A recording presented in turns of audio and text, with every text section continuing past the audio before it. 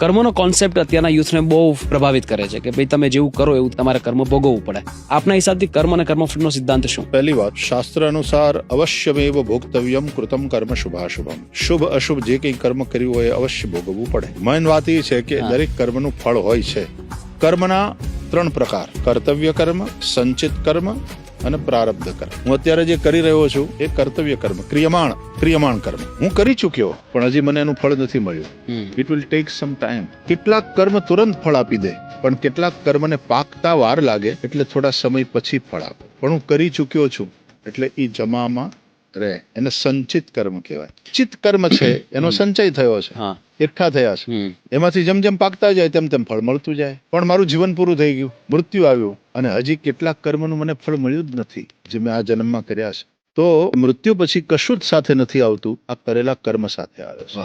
એના આધારે પછી એની ડેસ્ટિની તૈયાર થાય, એને કહેવાય પ્રારબ્ધ કર્મ. અને ડેસ્ટિની અનુસાર 3 વસ્તુ નક્કી થઈ જાય: જાતિ, આયુષ્ય અને ભોગ. જાતિ, કયા યોનિમાં કયા મા બાપને માધ્યમથી કઈ જગ્યાએ મને જન્મ મળશે, બરાબર, આ નક્કી થઈ જાય. પ્રારબ્ધ અનુસાર એ નક્કી હોય છે. બીજું, આયુષ્ય નક્કી હોય. પ્રારબ્ધ અનુસાર આ જીવાત્માને કેટલા આયુષ્યની જરૂર છે એ નક્કી હોય. અને ત્રીજું, ભોગાહા. ભોગમાં બંને વસ્તુ આવી જાય: કેટલા સુખ ભોગવવાનું અને કેટલું દુઃખ ભોગવવાનું. બરાબર. જાતિ, આયુષ્ય અને ભોગ, આ 3 વસ્તુ પ્રારબ્ધ અનુસાર લઈને.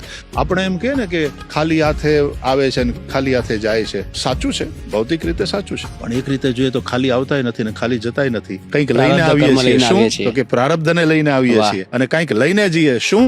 પેલા કર્મો જેનું ફળ નથી મળ્યું એ બધા સાથે લઈને જઈએ છીએ.